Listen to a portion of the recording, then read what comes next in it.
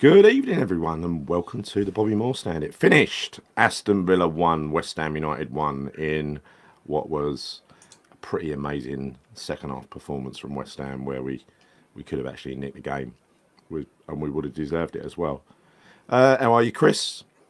Yeah, no, I'm doing all right, thank you. I'm feeling much better about that performance. In truth, obviously, massive improvement in comparison to how we've been, over the last few weeks. I think there's been a gradual improvement. I mean, put Palace to one side for, I guess, but I think in general, it was a really good performance today. I might sound a bit flat because I'm feeling a little bit ill. Do you know what I mean? Yeah, I know. No, it was a really, really good performance today. I was delighted. Yeah. It's incredible that Graham Potter can put together a team like that where we're depleted in so many areas, but to actually cause us a genuine and serious threat to Aston Villa. So, I mean, it was quite incredible. And the only way I can kind of look at this game is if that was Lopetegui in charge, that 10-minute spell that we had at the beginning of the game, we would have got battered. We would have got battered.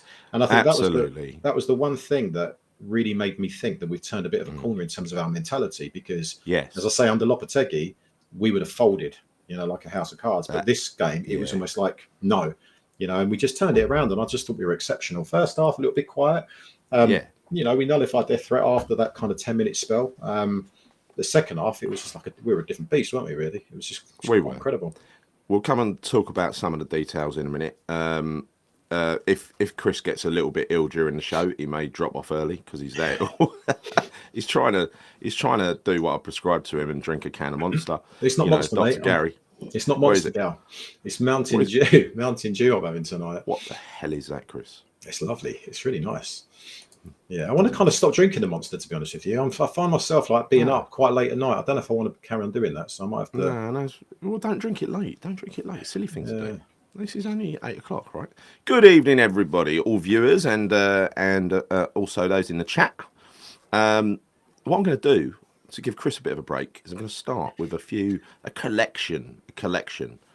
I can't remember what a four-parted series is called because it's not a trilogy. But anyway, we'll call this a trilogy, a four-part trilogy from Dodsey up at Villa Park today. So here we go. So go and have a lie down, Chris. We'll come back in a minute.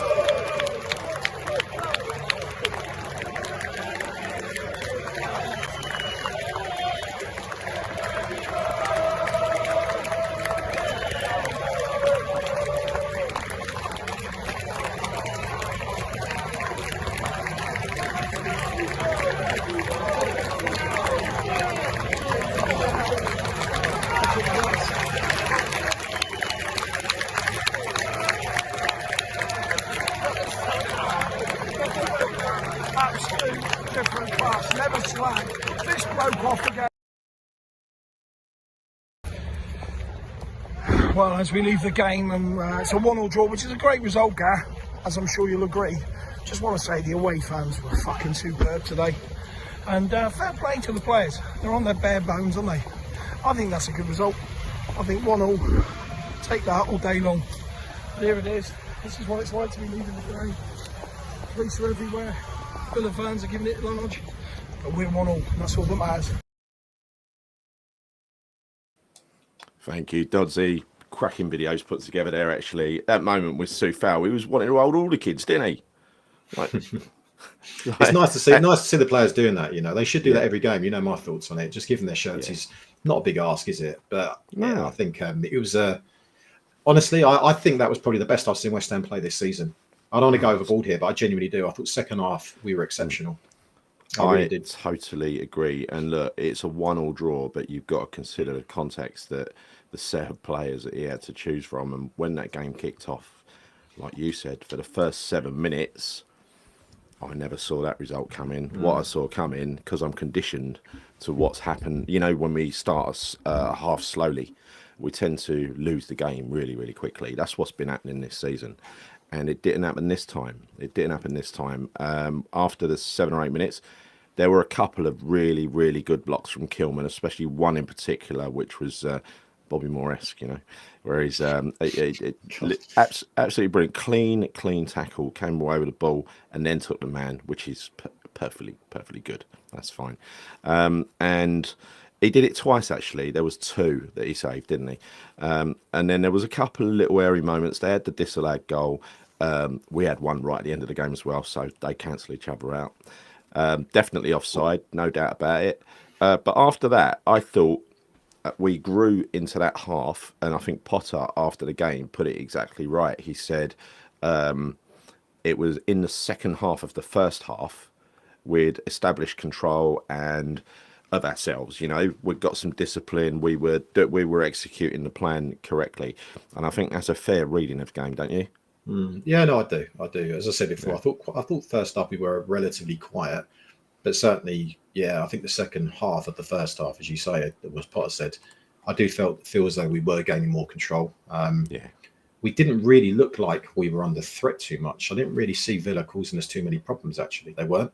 Honestly, it's a funny one because I really didn't see that one coming. I'm kind of gutted, mate, because I sold my ticket for this game. A bit disappointed because I went up to Villa 2 weeks ago and saw, it was still a good performance, but you always get a bit gutted when do you know what I mean? My away record's atrocious this season, so for me to get a point away from home would be amazing. Yeah, but I'm not gutted, Chris. I think if you'd have gone, we'd have lost. I'll leave it out. You're a bit of a juggernaut this year. Right? I reckon if I would have gone, we would have won. I reckon we'd have scored the last Yeah.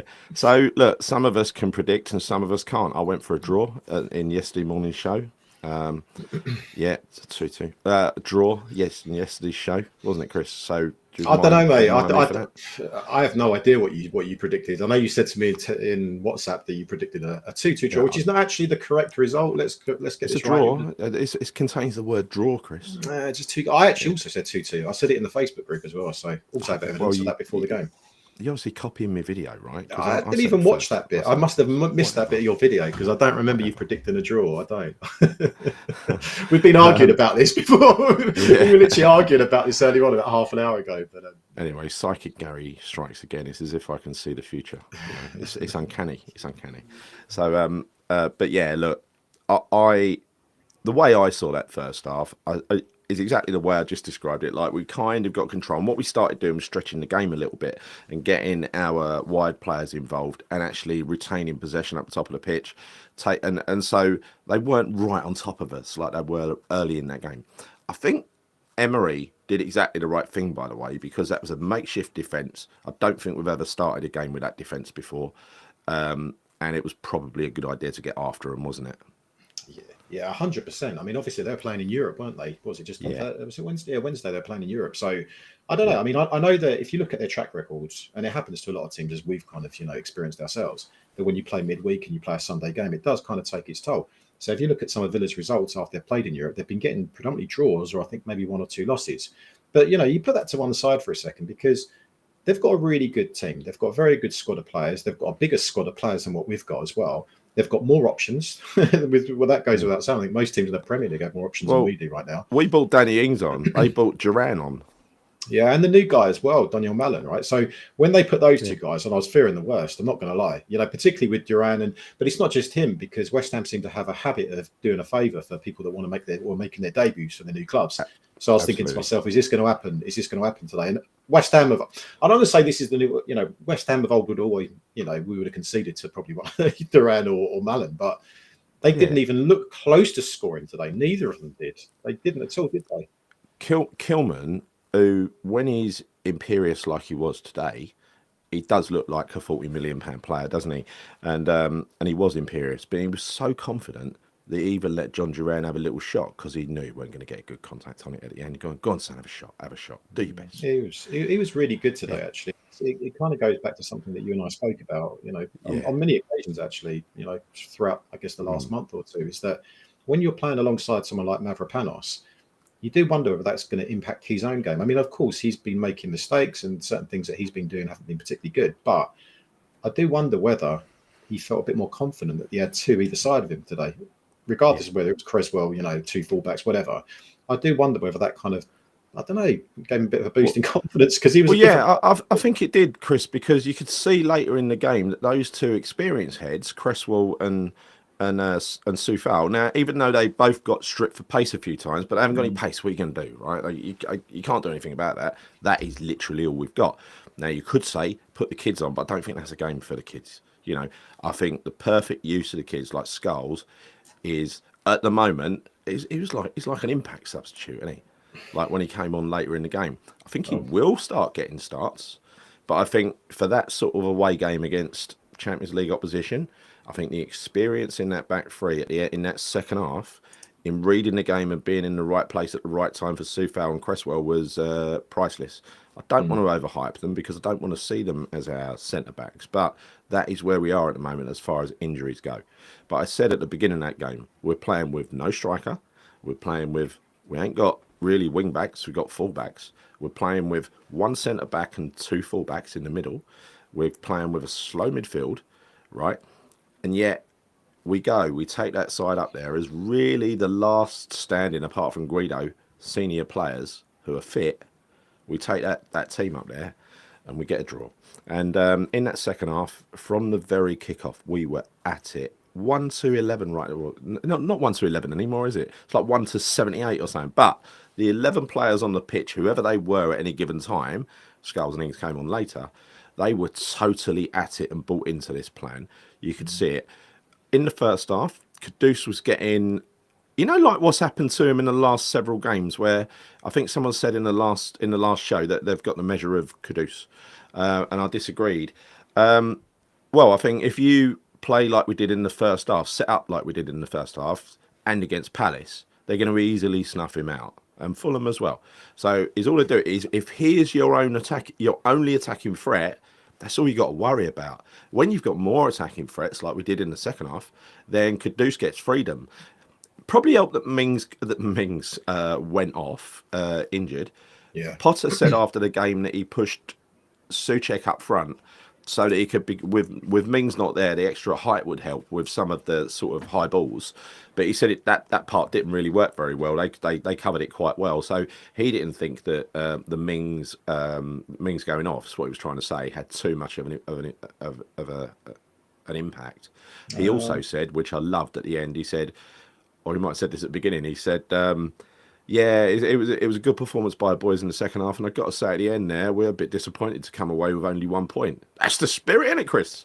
Well, I was disappointed because I thought we could have got 3. I think we deserved to get 3 points, actually. I really do. Yeah. I mean, if you look at, I think you've got some stats that you were going to share, right? And I was looking at them earlier myself in terms of possession, in terms of the amount of shots that we had, also shots on target. We bossed them out.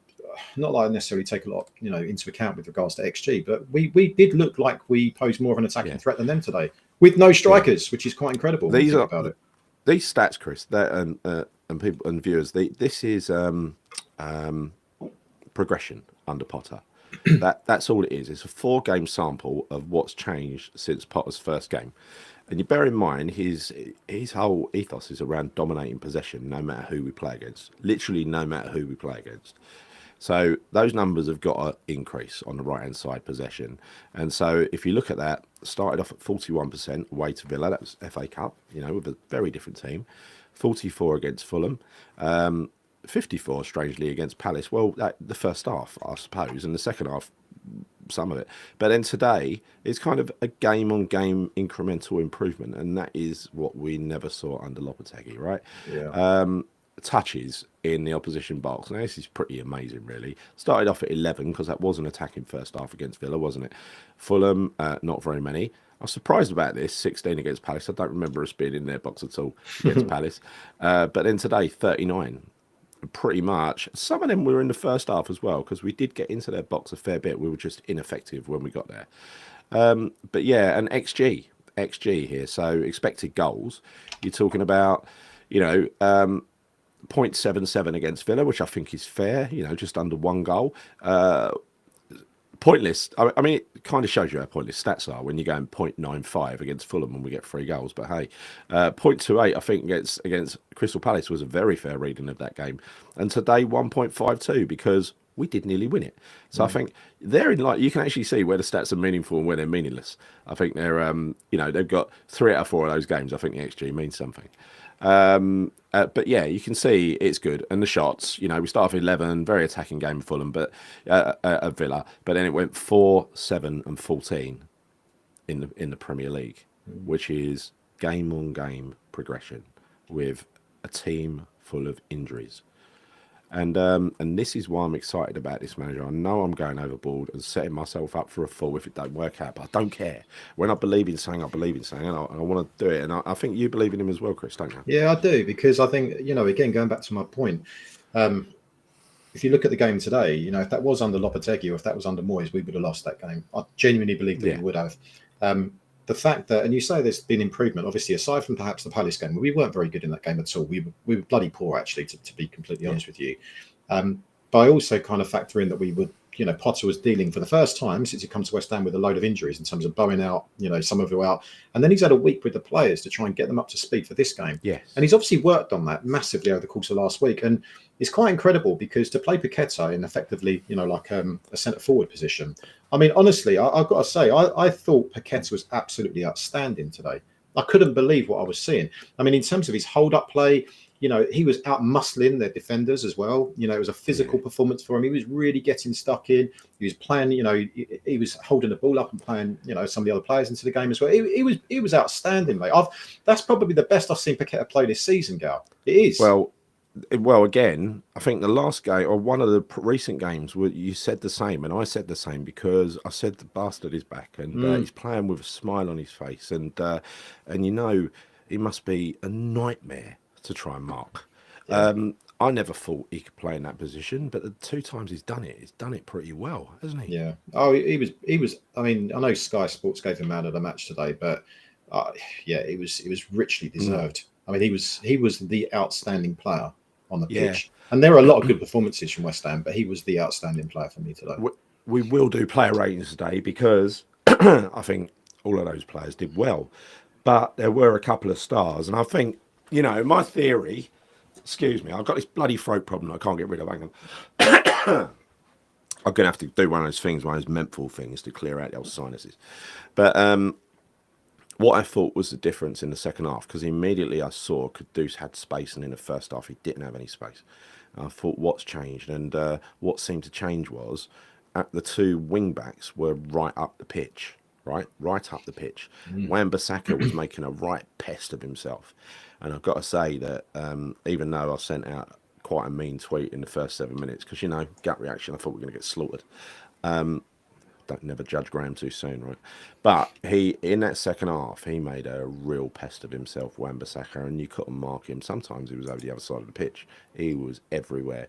And again, so unorthodox, just like Paqueta. You can't predict what those players are going to do. He is my favourite player of the season. I really love Wan-Bissaka. He was great today. He was very good. Yeah.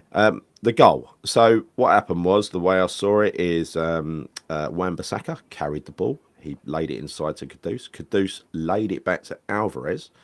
I did have my viewing of Alvarez kind of ruined through this guy that I was talking to. He said he's only got 1 foot. He uses his left foot to stand on. But it don't seem to matter, does it? Because that right foot and half sweep, and he swept that beautiful ball in over the keeper, looping ball over the keeper, perfectly paced for just Emerson to just walk onto it at the far post and guide it into the side netting on the other side. An absolute quality classic goal.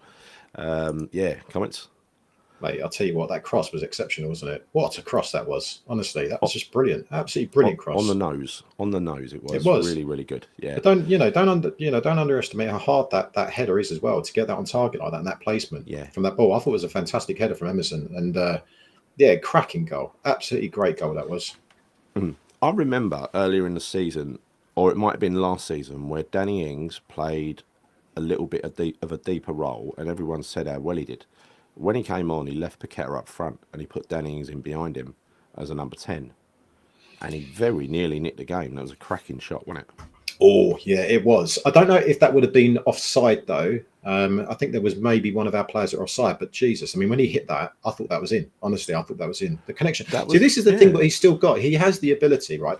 Of course, he's not the player he was, but he's still got that ability. You know, he's an excellent, I mean, he's got an excellent shot on him in and around the, the 18-yard barrier. So I just kind of feel like, yeah, he still can offer us something. If he's given half a chance, I think there is every chance that he will hit the target with it. But he was very unlucky with that one. I mean, that was maybe about an inch the other side of the post, wasn't it? Really unlucky. It was the way that was just in striker's instinct when he hit that ball. You know, he dusted off his striker's instinct, and if that was a non-striker, there's no way he hits it that cleanly. It deserves to go in, really. It was such a good shot. It was, around the legs. He knew what he was doing. You know, these strikers, they're automatically programmed, aren't they? They know where the goal is. And just lately, I've been saying it did go wide. Right, granted, it went wide, but it was bloody unlucky. Unlucky. Oh, yeah. And then Paqueta, at the end, got man of the match on Sky, and he was talking in English. You know, he's actually quite funny. He looks so happy, Paqueta, and I love seeing him play with a smile on his face.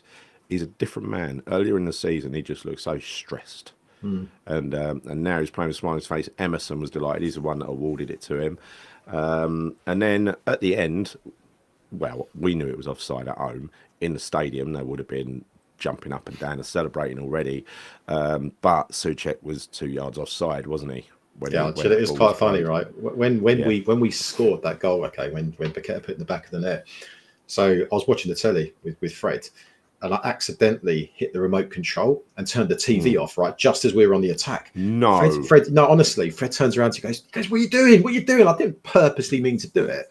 And I turn it back on, I can just see like limbs. I'm like, I obviously just saw the goal. So I didn't know that it was offside or anything at that time. I was just jumping up and down all over the place, But it was just the timing of it was impeccable. I mean, honestly, I literally turned as soon as we were in, about to say bang, turned it off. Bloody hell. But yeah, it's gutted about that because I think he deserved the goal today, actually, Paqueta. Based on his performance, a goal would have topped it off, really. I think he richly deserved that, didn't he? Oh, yeah, definitely. And Fred, Chris has just shown you, your dad's just shown you that he can't have ownership of a remote control during a live game. So take it off. Total liability. Take it off it. Sitting on it during a football match. Come on. Right, anyway. The time where I woke up the dogs, frightened the life out of them, and Lisa, who was asleep because we got home at like 4 o'clock in the morning today from a party, right? So I didn't drink, but she did. And so she got a hangover. She's sleeping next to me. I'm watching the football. Rostin come around. Was the Paqueta chance early on, which from the angle on the telly looked like it was going in.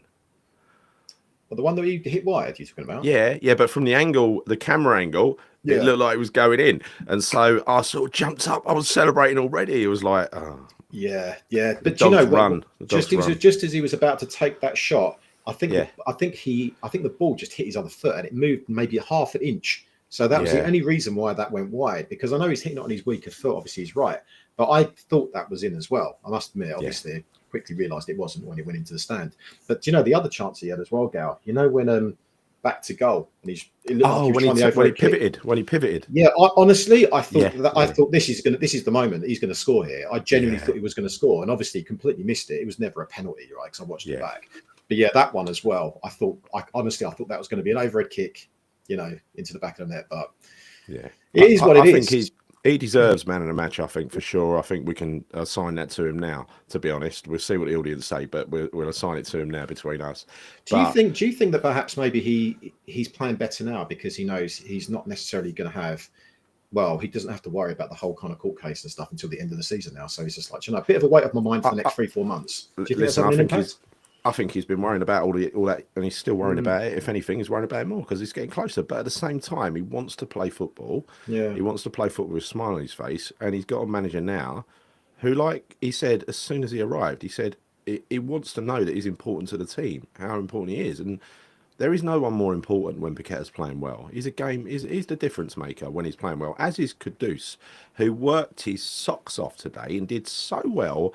He was really trying his art out, but unfortunately, first half, he was snubbed out because it's easy to do that, isn't it, in that system. Second half, when you give him some space and he's got a couple of yards to run into, that's where you see the real Kudus. Yeah, I mean, he cut inside. He was kind of playing in some of the central areas a lot more in the second half as opposed to the first half. And first half, what does typically happen with him, as I said to you when we were playing against Palace, when Tyreek Mitchell had him in his back pocket, they were doubling up on him. And that's what typically most teams are going to do. When you look at West Ham's lineup at the moment and you look at the players we've got, what are you going to do? You're going to want to nullify the major threats, and that's going to be Kudus. He's always going to be one of the major threats, particularly when he's carrying the ball. But I think Potter was quite wise in terms of getting our fullbacks, as you said, playing a little bit more further forward as essentially wing backs and giving him the license to kind of cut inside. But also, I mean, again, like with regards to Paqueta, I didn't think that he had that type of performance in him playing as a centre forward. I did not. I didn't. No. My only concern here is that Sullivan's watching that, thinking, we don't need a striker. We can now play Paqueta up front as well if we need to. That is always the danger when David Sullivan owns your club. Sorry, my laptop has just fallen over. I hope I don't black out on you. Hang on. You're always dropping stuff, aren't you? If it's not your signs in the background, it's someone else. I just need to jam it up there. There you go. Stay alive. Stay alive. I mean, Dave's right. What he says here. He's been one of. Oh no. Sorry. He said he's been one of Pac-Man's biggest critics. We all have this year, right? We wrote him off, Dave. I think you're not on your own, but we all remember the good Paqueta. How could you not? And the good Kudus. How could you not? They were outstanding. Kudus was borderline world class, and so was Paqueta when he was at his best. Do you know what this goes to show, imagine Gary? Getting that again.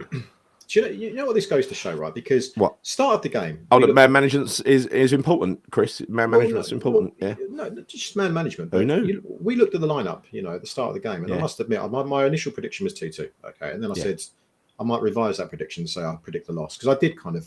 In all honesty, I did predict a loss. I thought that would happen. My optimism was saying 2-2. Anyway, what it goes to show is that if you looked at that lineup under Lopetegui, under Moyes, no strikers, depleted in defence, all of those kind of things that are going against us right now, there's no way we're going to get something out of those games, as I've said earlier.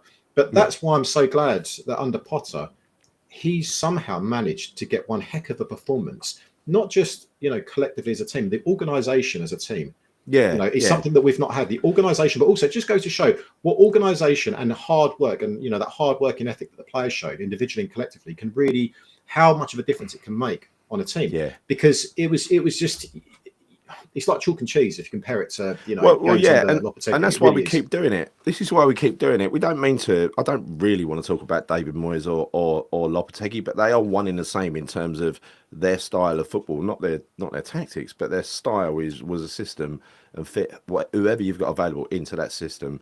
Square pegs, round holes all over the place, right? Potter is just not like that. Yeah. And as you saw today, he's taken 2 fullbacks and put them in as a centre half. Didn't think twice about it. He brought Areola back and he was good, actually, Areola. And that Fabs has looked a bit shaky lately. But then Areola, his loss of form could have been, we now know he had a bust up with a manager, right? And he's a very quiet, tame individual. So maybe, just maybe, the decision was to bring him back because he shouldn't have been dropped in the first place. Maybe his form went off a cliff after he had that bust up, maybe. I don't know. Or maybe he made one mistake, bust up, and then his head went. Because you got to manage, and he's into psychology, so you got to manage every single player differently and find out what their strengths and weaknesses are. Some of them are hardcore, some of them just ain't, right? Some of them need some encouragement and some love. Obviously, like all people are different, right? So, that's why it could never work for Lopetegui. But anyway, look, I don't want to keep talking about his old manager, but it's just to emphasise a point I think we're doing, that how different this is. Yeah. Because it's so different, and I love it. I love it. Yeah. It's only a draw. It's a waste Villa with half a fucking team. I think I think for me it's probably one of our most impressive results. Yeah. It's our most richly deserved point that we've had all season. Actually, that's the way I would look at this game based on the lack of resources and players that he had at his disposal. Everything seems to be going against us in that respect, but we still managed to put out performance and get something out of it, which I think, you've got to give credit to the players and the manager for that. I thought it was outstanding. I'll definitely. This is something I didn't notice, but I'm going to look again because Areola, BJJ says, was playing as a sweeper keeper for a lot of the game as the team pushed up. Because someone said that, and again, it's something I didn't notice and I should have really, was that Kilman was just one-on-one with Ollie Watkins for a lot of the second half when we were pushing the whole team up, right? We defended with one man. So in that sort of situation, I suppose you got to be confident that you've got a keeper behind you who can who can do that. You got to also be confident that the striker's not going to do Kilman for pace. Yeah. I don't think he would. Kilman's quite fast, isn't he? He's not the fastest guy, Kilman. To be honest with you, he isn't the fastest. He ain't Ollie Watkins. He ain't Ollie Watkins. But the problem with that is if you got one-on-one on the halfway line, if he touches him and he goes down, it's a red card, isn't it? Yeah, it is. It is. You play Liverpool, you know Salah's getting that defender sent off. You play Liverpool though. We're not going to play a high line like that. We're not going to go. We're not going to play that. No. We're not going to play that type of system. No. In our opinion, we wouldn't do that. And again, let's just refer to them as the previous two managers, the template managers, right? Under the previous two template managers, that game away to Villa today with hardly any players would have resulted in, with one of them, a low block with all the players behind the ball. And we would have got slaughtered because we would have just invited them on from minute 1 to minute 90. And under the other one, we would have thrown loads of players up the pitch and got battered 5-0. Yeah. Because we ain't just throwing players up the pitch and keeping possession now. As you saw today, the covering from Soufal, from Wan-Bissaka, there were lots of times in that game that were reliant upon an individual to make a specific run to cut something out. And they were working so well as a team. Yeah. But anyway, promising, isn't it? It's promising. Makes you. I'm super optimistic about Chelsea next weekend. I really am. Well, they're not on their best run of form, but they did win yesterday, didn't they? No, they lost. They lost to City yesterday. They lost. Yeah, they were bloody. They weren't good at all. They were not. They were not good. And City aren't the greatest at the moment, but no, they weren't good. No, they're on a slump at the moment. They're on a slump, and it would be lovely to go and get something at Chelsea. I mean, with the players we've got, you know what I predicted the other day. I said we could lose all 4 of these, because Brentford look good as well at the moment. But, and we'll talk about the transfer window later because I know exactly what went on with that Brobby thing. And I'll explain what I was doing at 2 o'clock in the morning recording a show and how it unfolded, right? Because it's been reported elsewhere, but there's more to it than that. So I will tell you the full story. It's disappointing, but that's why we're starting the show on a high. And it's also why, Chris, I think in future, for the rest of this window, let's fuck the speculation off. Let's wait. Yeah, I'm tired of all the speculation. I want something tangible. There's so much noise, and we've spoken about it before. So much noise, so many rumours, and none of it really seems to be coming to fruition. So it's a bit boring. I think a lot. If you're a West Ham fan, you're going to go online. You're going to see a lot of the links that people are talking about. You are. And there are a lot of people that they don't necessarily profess to be ITKs, but they kind of are a little bit as well. Because I know this. Until something happens, they're not a West Ham player. Until I see him holding a shirt, then I'm going to start getting excited. But I've never once wanted to talk about a player that I think, that he's linked with us. He's definitely going to come. Honestly, I still have my fears about this because we can talk about this later about some of the ones we're linked with. And I do have some concerns even about some of those players. Yeah. Some that we haven't spoken, you and I haven't spoken about in detail before. But let's focus on the game today. No, we will. All I'm saying is that from now on, we ain't going to do transfer speculation shows until the end of the window, unless we absolutely know that someone's joining. Right? If someone's already signed but ain't been announced yet, we'll talk about it. But other than that, we're not going to waste your time. I hate getting people's hopes up and then it falling through. That's crap, and that is all that those shows do. Right? So, well, we've not once done that this season. I think the situation with Brobbey was slightly different now because that's a bit of a bizarre situation, right? So I think other than that, there's not one time this January window that we said, this is going to happen. Because honestly, most of the ones I've been saying, I don't see that one happening. I don't see that one happening. We're linked with that player, but it's not going to happen. I've been totally pessimistic, which is probably more realistic than pessimistic, and it hasn't happened. So you know what? You know my thoughts on this, Gal. I just say expect the worst. And anything that's better than the worst is it's a win. So I'm not going to be too disappointed. That's the way I look at it this window. Yeah. No, I agree with you. It is clear he needs players, though. I know he's going to get a few players back. But again, let's talk about that once we've finished talking about this. Let's go through some comments in the chat, Chris. Yeah. Let's start with, let's go back up a little bit. So I put quite a few up already, Gerd. Have been up. Yeah, I know. Pack was an absolute menace today. Yes, he was. So yeah, you've already put a few of those up in that area. So let me come down a bit. Hang on a minute. Where are we? We go Hawaiian. This is a little known fact from Hawaiian. How are you, Russ? Paqueta's got 2 belly buttons. He's reborn. That's a dad joke. So some of you would be laughing, some of you would be eye rolling. Right? Can I just address this one here? I don't get this one. I think Kudus was not good today. Showed no fight. Really? I think you're wrong, Alfie. You're watching a different game there. Yeah, I mean, look, it's a game of opinions. It's a game of opinions. I thought he battled a lot in the first half, and he was snuffed out by defenders like he has been recently. Second half, I thought he was great. He had space. Yeah, he was. He was one of the top 3-4 players for us today, actually. If you're going to go by ratings, for me, he was. Well, we'll get to the ratings, but the thing is, right, I don't think there's a player that played badly today. Not even the subs. Right? No, so I don't think we should be really picking someone out of that performance, that brilliant performance, and saying, oh, he's a bit crap. Call that one, right? From John. Point actually looking for someone that's, you know what I mean? Potter has more than the B plan. Well, he had Emery's number, didn't he? You know what I kept thinking? You know that Darren Farley thing where he does the wobbly eyes of Emery? Some of you in the audience will know when he's doing the impression of him. Have you not seen it? It's brilliant.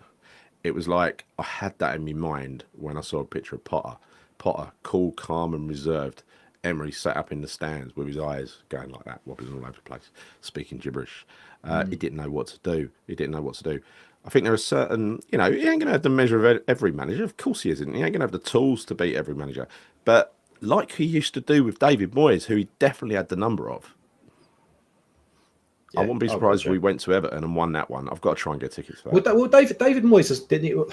I don't want to talk about David Moyes too much, but he never really had a plan B, and neither did Lopetegui. Lopetegui was kind of like, if plan A didn't work, it was like, fuck, it's like all these different plans all jumbled together and just throw it and see what happens. Make 5 subs, whatever you're going to do. It was just a complete and utter mess, wasn't it?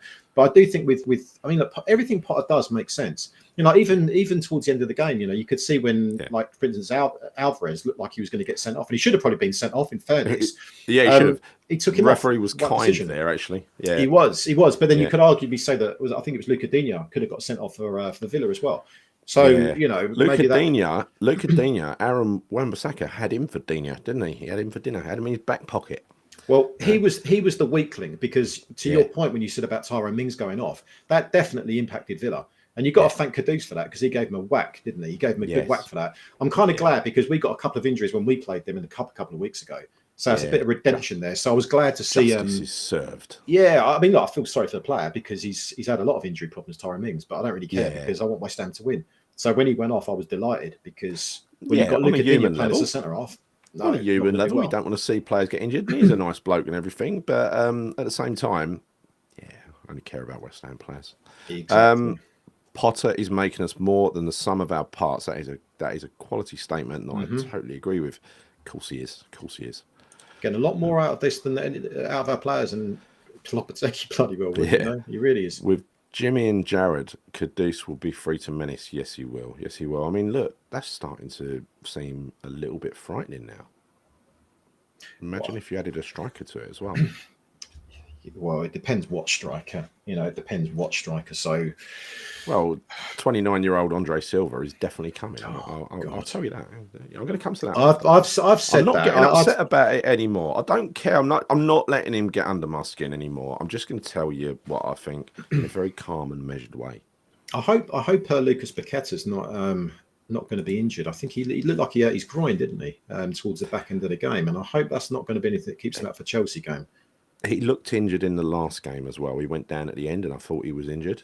He pulled up. He pulled up though, Gal. When he was running for that ball, he pulled up. No, he was down on the floor with his groin at the end of the last game. And this time, he pulled up, but then he stretched, and then he carried on running again. He didn't go for any more ambitious runs, but he went. So I think he's probably. I don't think it popped, because he would have had to go off.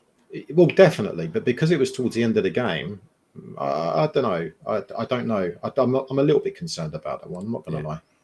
So Paqueta is playing well because of Potter and his tactics, and he believes in him. It's man management, BJJ. The team look very happy. Well done, Potter. Yes, they do. And those players coming over at the end that we showed earlier, look, all of them coming over. even the players who thought they just wouldn't feature in this, like Soufal, early on in the game, playing with a big smile on his face. Yeah, weird. They do seem happier. They do seem happier, don't they? I must admit, the players do. Like across the whole squad. When you even watch the training videos, they just seem to be playing with a smile on their faces now. Absolutely, that. You're right, Richard. That was pure class from Soufal. You know, he was going along the front, collecting all the babies for photos. He gave his shirt to one of them. He does it all the time, though. He's always the first one over to the crowd, and Tommy Souček's always the second. Right? Every single game, win or lose, even get slaughtered away at Fulham, they come and say thank you to the crowd. Yeah, they do. While some players piss off down the tunnel and try and keep their head down. Right. 54% possession today, but it was possession with purpose and intent. Absolutely, Andy, and that's the difference between Lopetegui and him. You know, you could tell that every time we got the ball and we got possession, we wanted to get it wide and get it up, didn't we? We were trying to do something with it. It wasn't like back pass side. You know, it wasn't backwards and sideways. There was an idea about how we were going to try and break them down and get the ball forward. Hold on, Chris. Well said, Gary. I think he's congratulating me on my prediction. I think that's what he's doing. You still want your incorrect prediction you're talking about, yeah? My incorrect prediction of a draw, you know what I mean? Yeah, sure. Watching Thailand, bloody hell, long way away. Nice and warm over there, I expect. Yes, that's on a Kudus. He had 2 on him all the time until the second half. Until I'm going to persist with this joke until Aaron Wan-Bissaka had a defender for Digne. Yeah. Oh God. I know. That's such a dad joke, isn't it? Jesus. I know. When we have Fulkrug, Bowen, Todibo, and Somerville back, I'll tell you what really turned me on the other night. Not in that way, but I was having a chat with Stel the other night, as some of you know. We started talking about Todibo, and we completely agreed on this point that we've seen little. He called him a Rolls Royce to start with, and that's how I think of him as well in my head, because we've both seen these little flashes of absolute cream that you just think, fucking hell, you know, that is special. And knit those special parts together and get a solid performance out of him. I think you'll find out why he costs 40 million. Well, I also think the pot will get a more, a much better version of Todibo than Lopetegui did as well. Oh, of course. Well, for a start, he'll make sure he's fit and right mentally before he plays him, and he'll have instructions. He'll know how he's expecting him to play because he speaks perfect English. Todibo. Yeah. Big fella 30. I like him, big fella 30. He's very complimentary. The whole team left it on the field today. Proud of them all. Yes, I was too. I thought it was just a brilliant team performance, and we just ain't seen enough of that, have we? Hammers News are the worst site out there. It's just bullshit they put on there. I've got to be honest. It's one of them. It's just nonsense. I don't know who runs it. I don't know who owns it. I can have a guess, but I wouldn't guess on here. Don't waste your time on it. It was Mark Watson says it was a team performance today, and we're not. Yeah, exactly. We wouldn't have got that under our last head coach. Right, let's go down. Let's go down to the bottom a little bit now. Right. Great second half, really enjoyable. Loved Paqueta. I really love Paqueta. Right, should we do the what I'm going to do? Oh, Tony's there as well. Tony Sahota says, "Say should dig deep on the back of that performance and strength of the team. You know, that is the antithesis of what he will be thinking, Tony. He'll be thinking, I'm going to put my wallet away. Don't need anything. Don't need buy help, son. Don't need it. Right. Having said that, he will want to get deals done for personal reasons." And I'll try and tell you what I think those deals will be, and one of them anyway. Wan-Bissaka, I'm telling you now, if you look at his performances over the season, I think one or two games where he's been a bit off, but he's been largely very, very consistent, and he's played in whatever position either manager has asked him to do, and he's given it his all. You can clearly tell that he's got the confidence to think that he is better than who he's up against. He's a top quality player, I'm telling you. Totally unorthodox, a bit of a maverick, and we love mavericks. Anyway, it's enough of my opinion. Yeah, my opinion with Wan-Bissaka, my opinion on Wan-Bissaka is a little bit different than yours, because I think he is a very, very good player. But I also feel, and again, this could be down to tactics. Do you not love him? Do you not love? No. I think he's a great player. I just said I think he's a great player. I think he's been a fantastic signing for us. £15 million absolute snip. Yeah. But my only kind of concern and worry with him is that sometimes I do feel that he doesn't track back enough. But you could arguably say that when he was playing under Lopetegui, it was because he wasn't maybe tasked to do that. But for me, there have been quite a few occasions, Gal, this season, and you have to look back on a lot of the goals we've conceded. And in all honesty, he has been at fault for a lot of goals when they've been pinged over the back, because he's too far forward. And again, I play it down. I didn't blame him. I didn't blame him. I blame the tactics, because a lot of the time when that happened, he was in the opposition's 18-yard box. I mean, he's got to be pretty fast to get back for then. You notice not always. He's not always. That's a little bit of exaggeration. He's not always in the opposition's fucking box, Gar. There've been times. There have been times when you could say, "Oh, it's the way the man that the way Lopetegui had the team lined up." But if you're a fullback, Gar, and you can see someone's pacing in behind, you're going to want to get back, right, and defend. And there have been a few occasions where he hasn't. They're absolutely. Don't get me wrong. I think he's been brilliant for us. Probably one of our best players this season. Of course, he has. But there are times, and I think, do you know what? He needs to be a bit more of a fullback rather than a fucking forward. That's my concern with him. Don't you have a go, Wembley? Yeah, we have different opinions. You know. I mean, come on. You were still waxing lyrical about Mavropanos not that long ago, and I kept saying, you call him a Greek god and all kinds. It was heartbreaking. I tried to defend him. Following game, he fucked up again. What can I do? I tried, and I do try to support the players. We do try it. We do try to. I'm just calling it for how I've seen it. And I think Wan-Bissaka is brilliant. He's a great player, great signing. I'm just saying. Fulham are losing. That's good, isn't it? Oh, to United, didn't they? Yeah, that is good, isn't it? That is good. Yeah, that is good. And this I agree with, because I won't hear a word against Wan-Bissaka. He is a prem athlete. Yeah, he is. Probably Olympic winning if you check. If he was asked to do that, if he was asked to run the 100 metres, he would win it. He would win it. Nothing you can't ask Wan-Bissaka to do that he wouldn't be good at. Don't you agree, Chris? Right, anyway. Yeah, we're sticking up for the next game. Yeah, bloody hell. Man. That's what I think. Tony Ryan's on my way. It's the amateur of the year for me by far at the moment. If he keeps this up, literally the only player who's been consistent. Not if you listen to Chris. No, I love him. I think he's a great. I'm not saying he's not, but I'm not going to get as excited as you are about him at this moment. I'm not. I can't. I think he's been a really good signing for us. I am excitable. What can I say? Right, we're going to do player ratings, and I'm going to do the usual thing of be brave and put the overlay on. So, if you wouldn't mind, just be careful while we got the overlay on of what you're putting up, please. Don't want that appearing on your sort of large screen 65-inch on someone's telly. Right. So from this point on, until I tell you it's turned off, we're going to do player ratings. So we'll start with the new goalkeeper, the newly refreshed, newly got his thoughts in order. Reinvigorated Areola, that's a word. Well, I thought he did a good job today. I don't think he had a whole heap of stuff to do. In truth, did you? I don't think he was that busy. Not as busy as I thought he would be.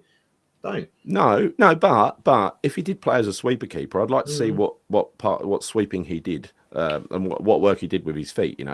Because that is important in the start of moves, right, in the initiating of moves. So I don't know, I didn't see it myself, but if that's what happened, I want to go and watch it again and see. He was coming out of his area quite frequently. Yeah, he was. So in that sense, he was a sweeper keeper. But ultimately, with a sweeper keeper, you kind of judge them also based on their distribution. That's a big part of being a sweeper keeper. So I don't think his distribution as a sweeper keeper would be considered exceptional. But I thought he had a good game. I thought he had a good game today. So for me, I think Areola, I don't know. What are we saying is good? What are we saying is good? What's the line for good? 6? Yeah, I think so. Well, no, I think. I mean, maybe like sort of 6.5 because slightly above average, right? He wasn't exceptional, but he didn't really have a whole heap of stuff to do today. So you can only judge him based on some great saves that he's made, and he didn't really have many to do from recollection. Yeah. I don't really remember having many saves to make. But he did what he needed to do today. Brian Brobby, Mark Pendleton, that's out of order. What's that? He's playing with my feelings. Mark Pendleton, hammer of the season. Brian Brobby, daylight robbery days. All those cheap, all those freebie puns have now fallen by the wayside. Right, the headlines write themselves. I'd have a field day with those thumbnails. Absolute field day. Right, so I think we're seeing. You're saying 6.5. A lot of people are saying 6s and 7s. Quite a few 7s on there. Look comfortable. Not much to do really. Distribution awful. Yeah, I didn't notice that. I didn't notice anyone was awful, to be honest, but there's another Chris. He's playing my tune. She's saying Bissaka was a monster today. Travelled through all their lines of defence. He was, mate. He was brilliant today. I'm not disputing that. Just to be clear, I know you're ganging up on me now with the chat. Let me just be very clear about this. I thought he was absolutely my own. Gary, he was outstanding today. He was brilliant. He was like for me. He was like I know we'll do the ratings on these guys in a minute, but for me, he was probably very close to man of the match alongside Paqueta, but Paqueta was in another level today. But yeah, I'm just talking about in general over the course of the season. Yeah, there's been many occasions. I'm sure a lot of fans would have said the same thing. What is this like? Chris, get a grip. He's top. I know. He's look. I know he's been brilliant for us, right? He was brilliant for us today, and he has been very, very good. You know, in terms of his consistency, all season he's been very good. All I'm saying is he has been absolutely at fault for quite a few goals this season as well down the right hand side. That could be down to Lopetegui in terms of playing too far forward, but I do feel he could have got back at times. That's it. That's all I'm saying on the matter. But today I'm going to give him a fucking 9, okay, just to shut everyone up because I thought he was brilliant. There's only one comment that could make this better, and that is Chris, give your head a wobble, son. Fuck off. Fuck off. I don't even. I told you I don't want to swear on these things anymore, mate. Yeah, I know. I don't even want to swear on these things anymore. I love him. I think he's a great player for us. He's a great signing for us, and for that reason, I'll lay off now. I'm going to give him a 9 today. We're just moving straight to right back here, right? Let's start with Wan-Bissaka. Yeah, I would too. I would give him a 9 every week, but no, I'll give him a 9. Actually, change my mind. I might give him a 9.5. Gal, you're only going to give him a 9. No, I'm going to give him 9.75 actually. 9.75. Okay, all right. Yeah. No, he was right. Tell me, today. Tell me in the chat how much you love Aaron Wan-Bissaka and what you score him today. 10 plus from Dave Walker. Right score, Dave. Right score. As a goalkeeper coach, I'll give him 5. That's Berex about Areola. Oh dear. I wonder what he spotted. Randy Bergstall a 9. Barry Cook 8. You're Chris's mate, and you're Barry. Yeah, you do have some support. Listen, this is a sales campaign. Cheers, Bodge. I appreciate AWB. It. This is a sales campaign for AWB. It's Chris. It started today, right? Yeah. So lots of 9s. Yeah. It's lots of 9s. I think consensus is 9. Yeah, let's go 9. Yeah, he thoroughly deserved 9. Yeah. Who's next to him? Soufal. Well, I started with Wan-Bissaka, so you can grade Soufal. Herpy's got the message. 13. He's scored AWB 13 out of 10. Fucking brilliant. Yeah. It's coming home. Chris. Go on. 10 from West Ham fan 20. Go on. Soufal, what were we saying? Soufal, you can take him. I know he's your favourite player, so you can take him. Well, I thought he was a whenever he has a really good game, he comes across not just the way he looks and all that, but he comes across as a gladiator. He's left every ounce out on the pitch. He never does less than that. And to be honest, it's a little bit cruel. I mentioned, I alluded to this the other night with Stel. It's just I found it a little bit cruel sometimes when these players who clearly had no pace, like him and Creswell, were played in a tactical system where they were going to get exposed and brutalised. And there's no need to do it. And Potter's just shown you that. You know, play them in a position with responsibilities that they can do. He got caught out earlier on for pace for the goal, but that was part Souček's fault as well. Yeah, because he was already running. He was already going full tilt when Souček passed the man onto him. Right, it became his responsibility, and he ain't gonna catch him. So. We were lucky to only be 1-0 down, though. But look, it was coming, that goal. It was going to happen one way or the other. They were going to go 1-0 up, weren't they? Yeah, score him. What are you giving him? I give him a 7. 7. Okay, I'm not going to be quite so kind. I'm going to give him a 6.5. Right, I would give him a 6. But I think he was slightly better than average today. He was another decent. 0.5 for the children at the end. Yeah, exactly. That's what I'm giving the 0.5 for. No, like if I'm giving Areola Areola kind of like an average score, then I'm going to give Soufal an average score. I don't think he was particularly. I don't think you can blame him solely for the goal. I don't. Yeah.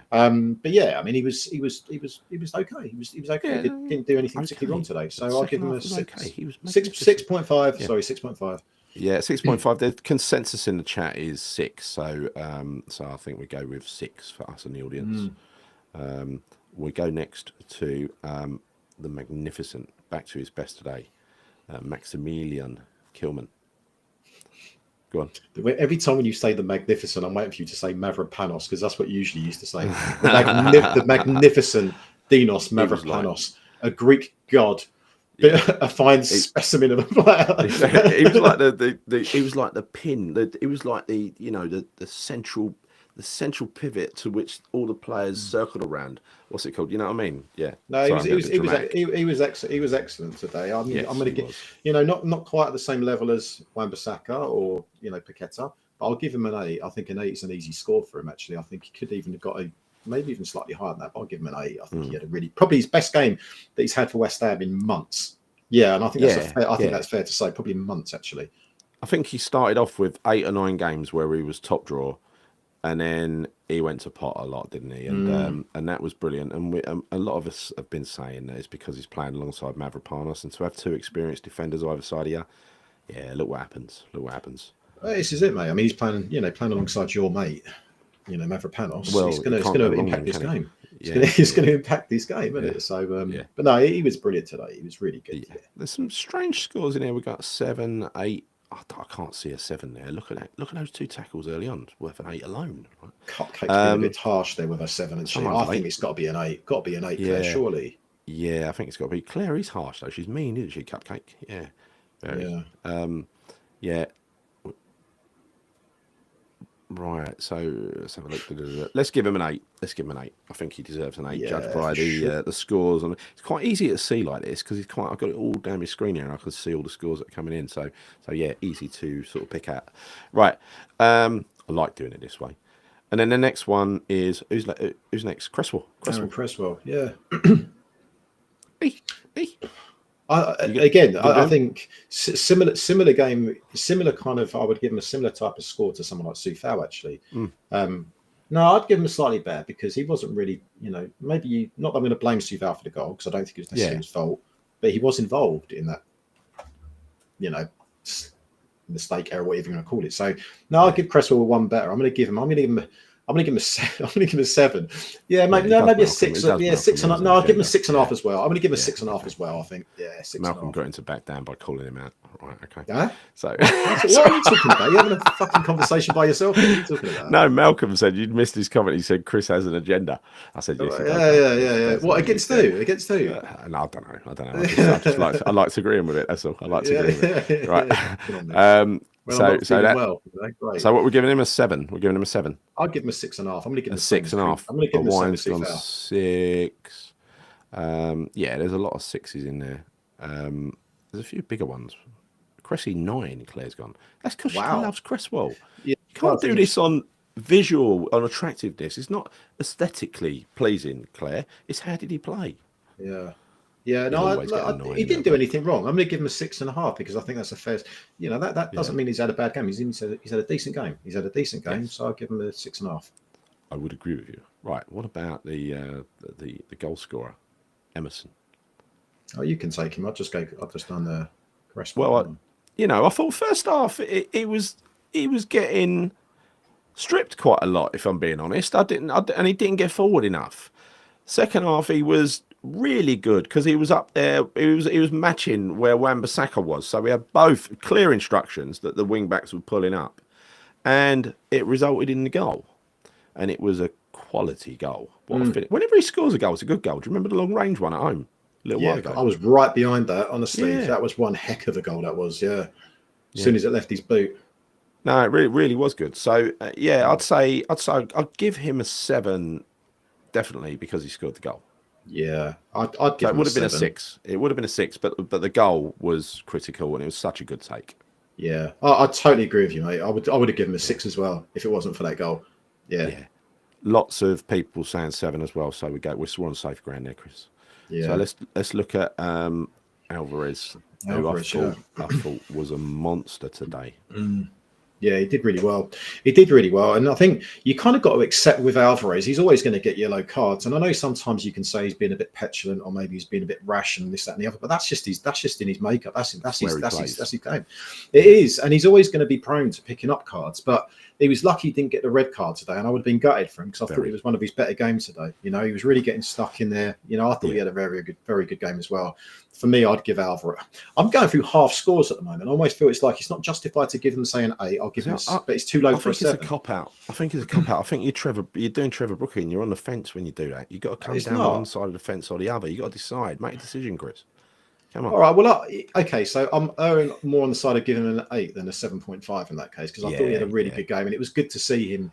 There seems to be a bit more zip about him. I don't know if you've noticed this in games under Potter recently, but he seems to be kind of coming back to what he was when we brought him in. You know, as is some of the other players as well. Yeah, he's enjoying it, Chris. You can tell he's enjoying it. Another one. Do you remember that away game to Luton? The early game of the season where you had Paqueta and Alvarez, and they were really enjoying the tussle, the physical tussle. They loved it. They were both smiling at each other. It was amazing. That's what I'm seeing in Alvarez again now. I love seeing players play with a smile on their face. It shows their mind's a little bit clear, and they're just focused on the football, on doing what they're carrying out the instructions, enjoying themselves. Okay, 8 it is. I think there's a lot of 9s, but I think there's more 8s. Also, do you know what? I'm almost inclined to give him a 0.5, so I'm going to take it to 8.5 here, Gal. So this is not sitting on the fence. I can't give him a 9, but the reason I'm giving that 0.5 is because that fucking cross that he put in was brilliant.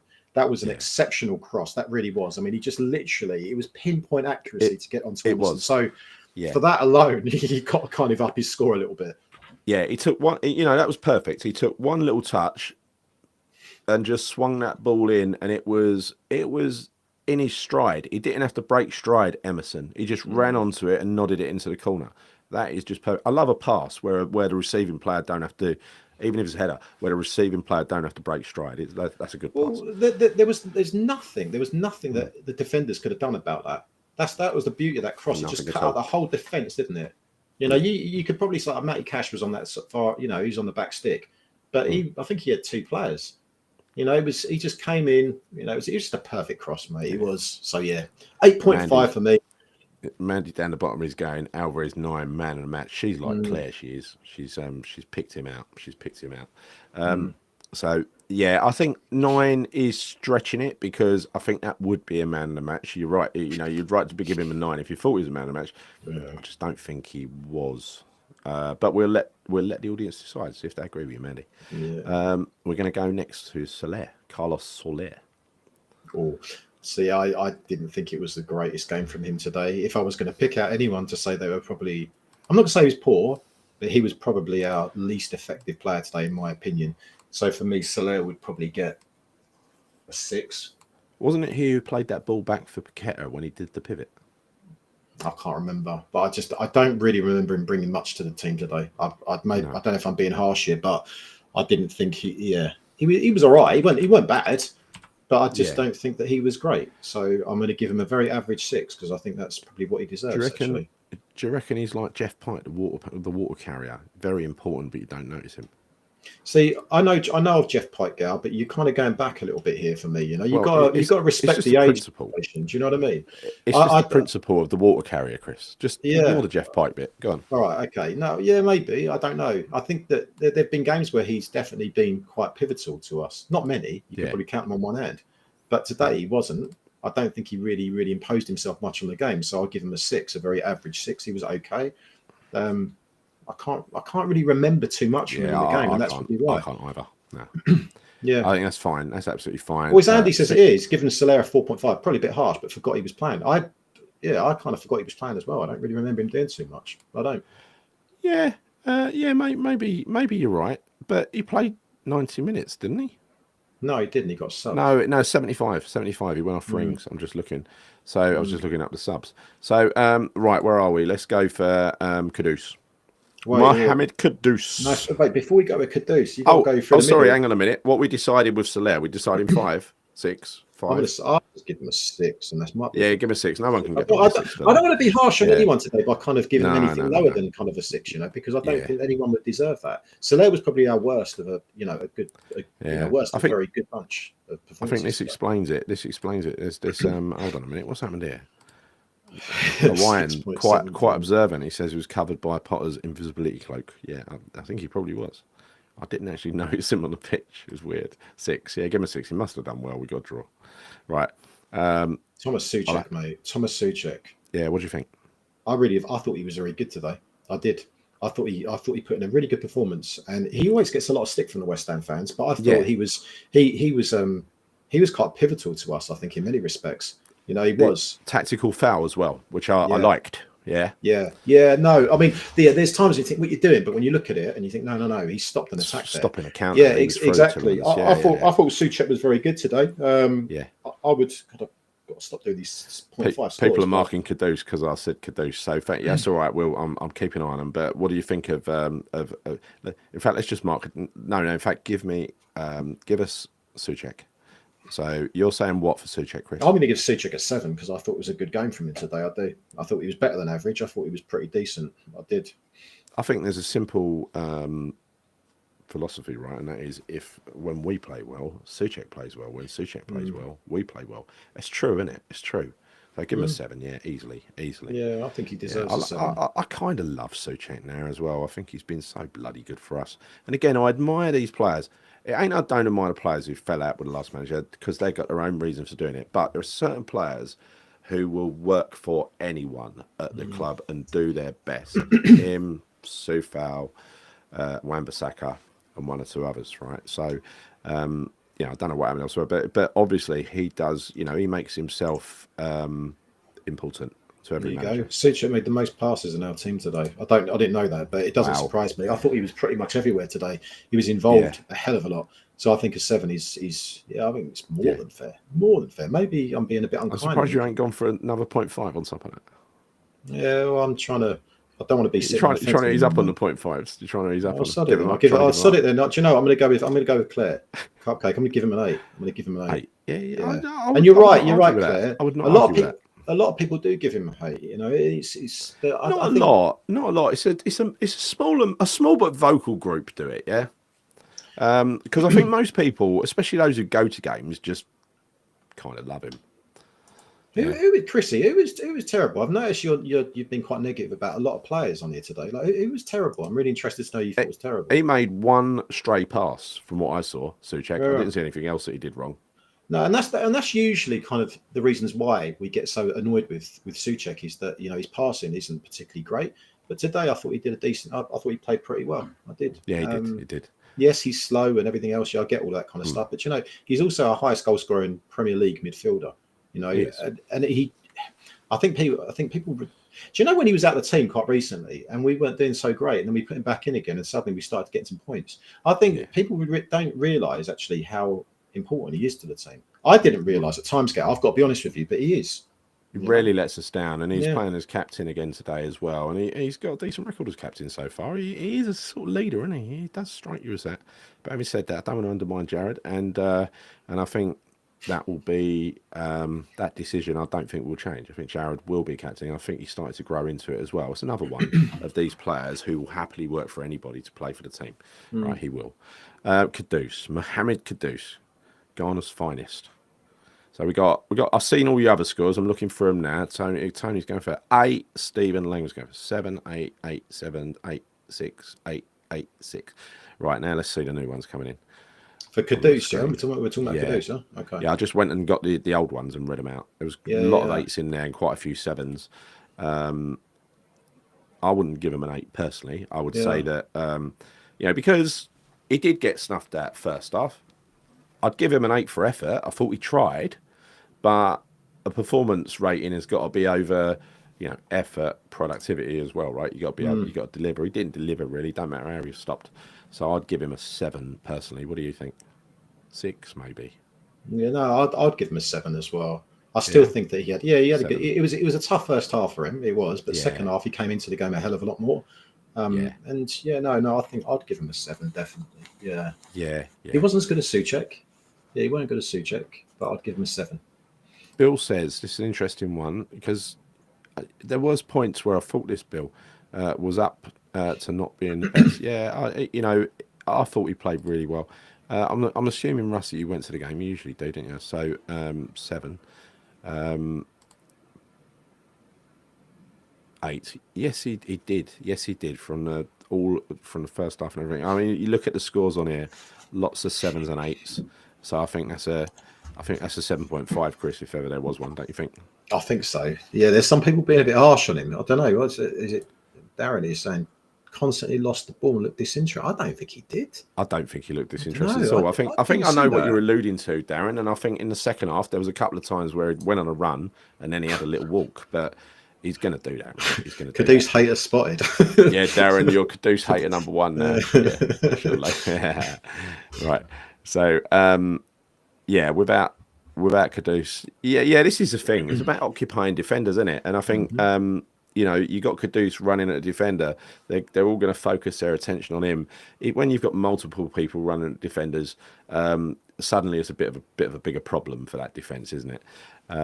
I don't think it's his fault that what's happened the last few games. Here's a good point. Here's a good point here, right, from Guarino saying, okay, so Kudus always has 2 or 3 players on him. Teams are scared of what he can do, and you're absolutely right. So it might look like he's being ineffective, but I mean, come on, if you've got 2 or 3 players against you, it's gonna be hard to put in a performance, isn't it, when you're being man-marked out of the game? But again, to what we said at the beginning, was in the second half he was cutting inside. He had a bit more space because Wan-Bissaka enabled him to do that by pushing further up the pitch. So then he suddenly started. Maybe, go on. So is that it? You finished with that one? Yeah, I'm done. What I was going to say is I think that maybe in some people's minds this has just continued from Lopetegui to Potter. It hasn't. It's a completely different Kudus to the one that played under Lopetegui because he had given up because he had a blazing row, a proper one with Lopetegui, and I don't blame him, frankly. He's tried every game under Potter. Right, it will come good. You know how good he is, right? You know how good he is. If he's trying like that, as soon as we've got all of our parts back and we're attacking on multiple fronts with Bowen and such, Somerville, everybody else, he's going to get freedom, just like he did in that first half, that beautiful first half up at Villa in the Cup. He looked brilliant alongside Somerville. And I don't know if that's a long-term plan or that was just a patch it and go for the FA Cup, but it certainly worked that day, didn't it? Oh, he was great. He was really, really good. But yeah, we all know what happened in that game. I think as soon as Fulkrug and Somerville went off, then we were screwed. So yeah, but no, he's been for me. He's been putting in much more of a consistent level of performance since he's been playing under Potter. The only game where maybe he was a little bit off it was probably Palace, but I think most of our players were off it that game, and he was off it because again he was man marked out the game. He had 2 players on him. So yeah, I totally agree. So let's move on to the everyone's man of the match. Yours and mine, Lucas Paqueta. Yeah, mate, I'm giving him a 10. I'm giving him a 10. When he's like that, I absolutely love him.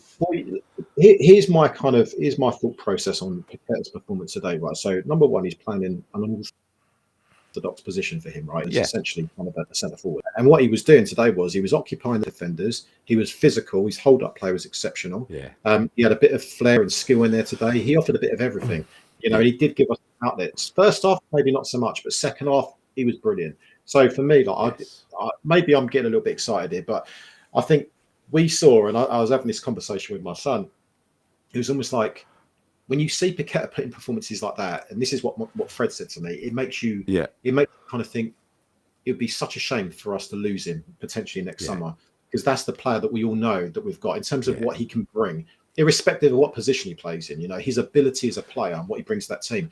And it's true. And I think we're starting to see the old Paqueta coming back again, which is really nice to see. We definitely have. And can I just respond to Bill here where he says, just stop acting. I've got 2 ways that I view this, Bill. I think when we're losing and the other team's on top of us and he's acting in the wrong place on the pitch, really genuinely the wrong place on the pitch, it really hacks me off, because like in that Villa goal that they scored from the corner, there's a bit of acting that cost us, right? So that's going to annoy me. I mean, today I've got to defend him because that elbow to the stomach, we all saw it. He could have been killed there. There was probably 2 or 3 ribs that are cracked. It was a real hammer blow to the middle of the body, and I'm not surprised he had to go down. I was surprised the player stayed on the pitch. Ain't you, Chris? Because he was in danger there for a while, wasn't he? Yeah, I don't know. That was that Luca. He got a little brush in the stomach and went down, didn't he? Yeah, no, honestly, I thought he was brilliant today. Yeah, I do. I'm not going to. They were lucky not to get a red card. I thought we were unlucky. Well, I thought Villa were unlucky not for Alvarez to be sent off.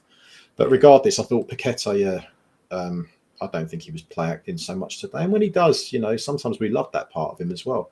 We do love him, Well, he won a free kick, didn't he? Did you see it? You saw it, right? The little tiny tap in the stomach with the elbow.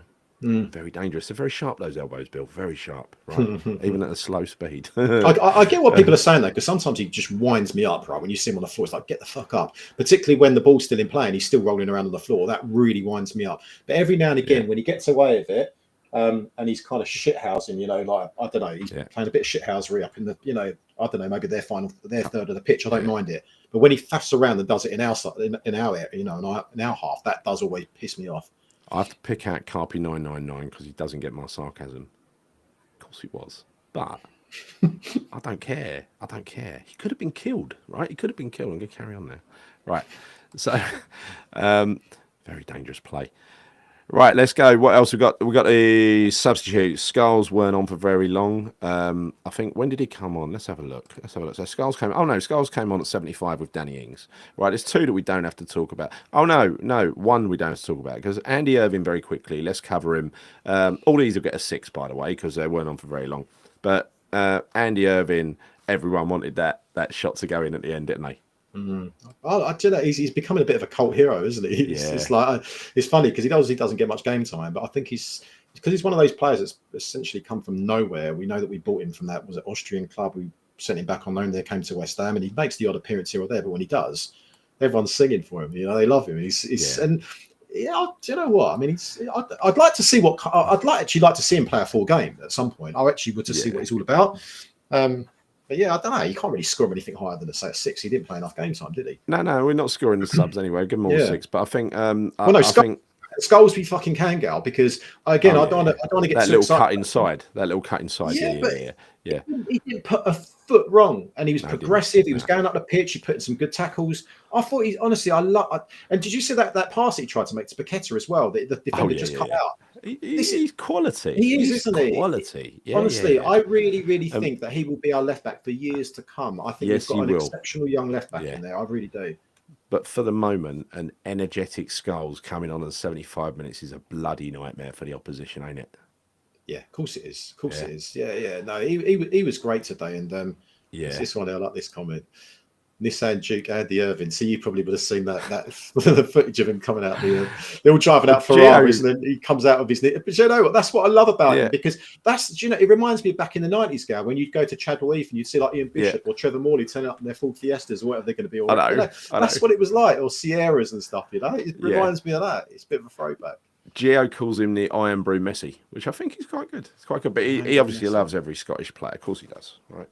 Yeah. So I really like Irving. I'd love to see him do well because he's such an unassuming character. He scored that massive goal in the pre-season, and everyone was like celebrating. It's like, brilliant. Against Dagenham, wasn't it? Yeah. Yeah, because he's such an unlikely kind of profile for someone to succeed. If he does, again, that'll almost give me as much pleasure as seeing one of our youth team come through, right? I love it. I like nice. Yeah, he's a nice bloke. You can tell he's a nice bloke, very unassuming, and kind of surprised that he was playing for West Ham. That's the way it came across. So it would have been nice if it worked out. You know what I mean? Well, that's what I like about him. He's just kind of, he's quiet, he's unassuming, he's just kind of in the background, but when he comes on, he gives it his all. He's not all. He's just. I think he's one of those. Every team could do one of him. We've got crosswires in a Darren Middlecoast. No, not you. You're not the kudos hater, Darren. It's the other Darren Potter. And Darren, by the way, I know you don't hate kudos, so don't take me literally. I'm just being very sarcastic tonight, right? So, Gary's on the wind up tonight. He's already been digging me out for Aaron Wan-Bissaka. Don't understand my sarcasm. I'll turn off the sarcasm soon. The Scottish Iniesta. We got that's more like it, isn't it? Scottish Iniesta. Yeah, Gio, upgrade your thing. Right. So who else we have on the bench? Danny Ings, who nearly scored. Yeah. Did all right in the number 10 role, but he runs around a lot, doesn't he? And he nearly scored, so give him a 6. I think. Who else? Rodriguez, didn't notice he came on, to be honest. That was last minute, wasn't it? Or last couple of minutes. I mean, it was only for that was for Alvarez, wasn't it? Just to kind of negate the concern of him getting another yellow and getting sent off. Does. So, it's a bit embarrassing for the World Cup winner to be playing the Divin Mabama role in the Potter team to run the clock down. Well, he's not here for the long term, is he? So I don't really care. He should be starting. Yeah. So that's it. I think we're done. So thanks for all that. And thanks for behaving in the chat. I think that's a beautiful thing. Because I really like doing that. What I hate is when you're doing it. We're talking about the players, and I have to go through and Chris has to go through and put the scores. That's pain. Much better doing it that way. So look, I think we're all agreed. We're happy. We're very satisfied with that point, and it was a great performance in the second half, and we're showing progress, game on game progress, iterative improvement. Before I talk about what happened with Brobby, because there is a bit more to it than I think you would have heard, and I think I know what's out there so far. But anyway, before I do that, Chris, any more final thoughts on the game? No, I'm just very, very happy by today's performance. I think it's I couldn't have asked for any more. Potter, what are we going to score Potter for that? Well, I think based on what, again, I've said already, that he has at his disposal, the fact he's playing players out of position, he's got a makeshift defence. For all of those reasons, I think you've got to give him a bare minimum of an 8 or a 9. I think you do, because in under other previous managers, we're not getting a result out of that game, irrespective of whether Villa played in Europe. It's not going to happen. So I think you've got to give him a lot of respect for that game and that performance, 100%. I'm inclined not to say like 9s or 10s but yeah, if we would have got a win, I'd probably be saying 9 or a 10. But yeah, I don't know, like an 8.5, 9. I don't know, something like that. I don't even know how to rate him, because I just thought he was. I think particularly second half, he really got a tune out of that team. And I like the fact that he can spot, how to make changes and revert to maybe a plan B, or he can maybe spot areas where we can, impact the game a lot more. And he's been showing that. So I mean, I'm really pleased with him today. Really, really pleased. I'm going to give him a 9, because he gets an extra point for another magnificent post-match interview where he just hung around for about 10-15 minutes and chatted. I haven't seen that yet, Gal. I haven't seen it yet. I asked him in full with caveats. Brilliant, absolutely brilliant. He comes across really well, doesn't he, in interviews? I must admit. He really does. He's actually quite a funny bloke as well. I didn't know he had it in him. Very articulate as well, actually, and nowhere near as boring as a lot of people were saying to me before he actually came to West Ham. He's a boring guy. I haven't seen that yet. I've not seen that at all. I've not seen that at all. I really like him. I think he's quite dry in his humour, and I really like that. But he's deadly serious most of the time, and he gives very honest answers and full answers, not just get this question out of the way so I doesn't move into the next one. He seems to have time for the journalists, and I think the journalists will treat him well as a result of that. Treat journalists bad, you're going to get a really bad. That's going to have a bad outcome, right? Yeah.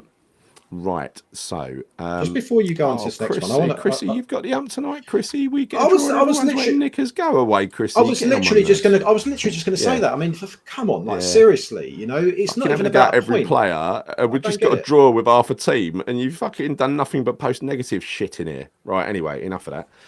Don't put me in a bad mood. Right. I'm going to explain to you what happened. Chris, you hadn't finished talking about your comments. Have you finished? No, that was it. I was literally going to bring up. Yeah, no. I'm delighted. I'm absolutely delighted, and I just hope that this can give us the momentum needed to go into the Chelsea game, because London derby.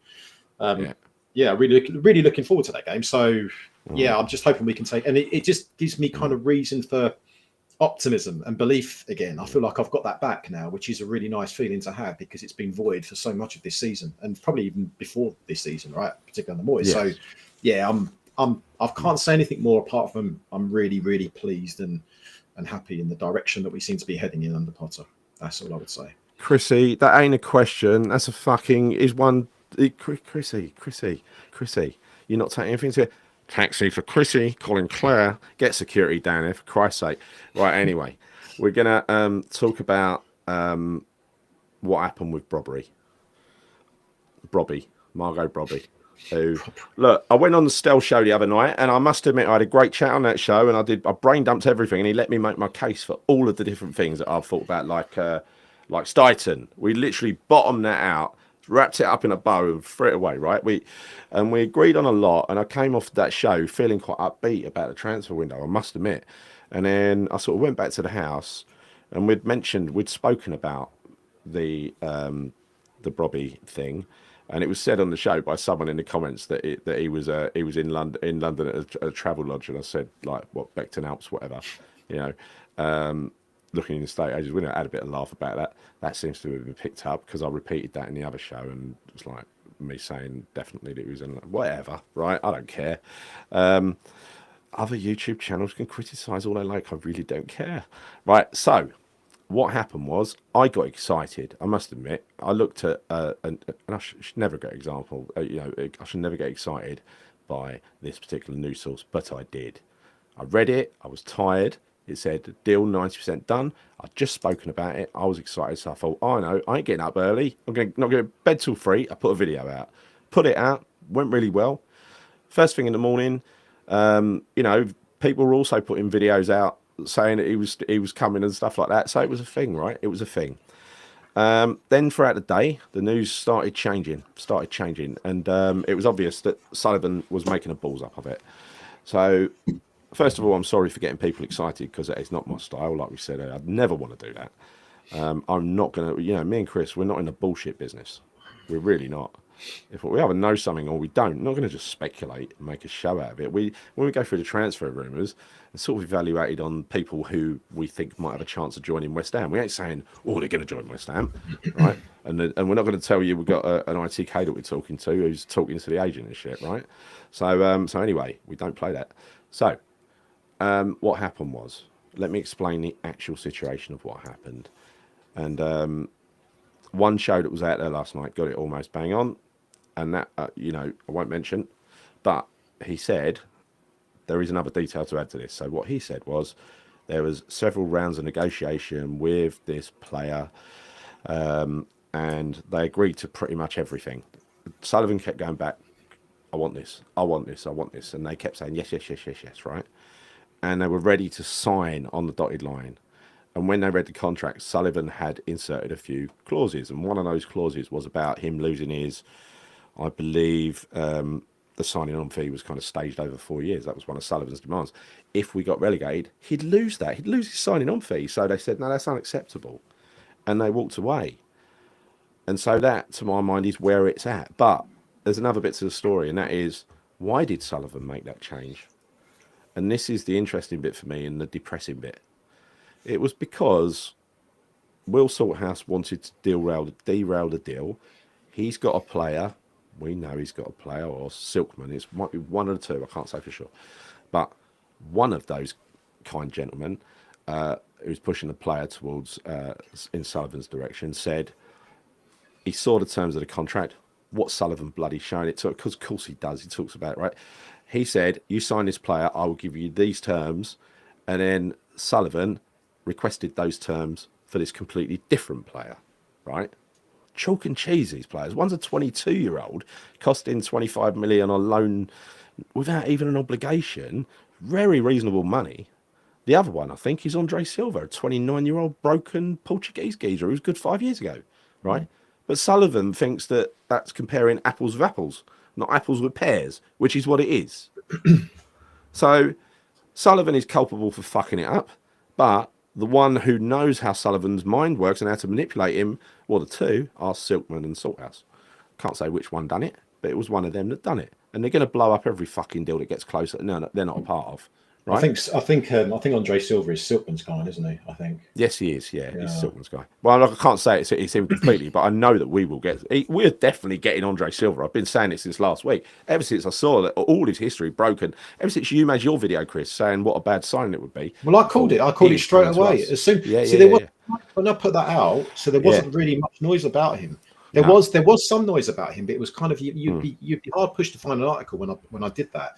But when I was looking at his track record, I was like, I'm going to talk about him because even though a lot of other, kind of, I don't know, channels or whatever, weren't really saying much about him, I thought this one for me it just typifies the type of striker we would sign. That's why I felt there was legs in it. I really did, and I want to be proven wrong on this. I really do, because I don't want him in. I really don't. But I was concerned as soon as I heard that little bit of information. I put it on that video, and I was like, he's going to sign for West Ham. Sullivan ain't going to want to buy anyone. No, I don't think so.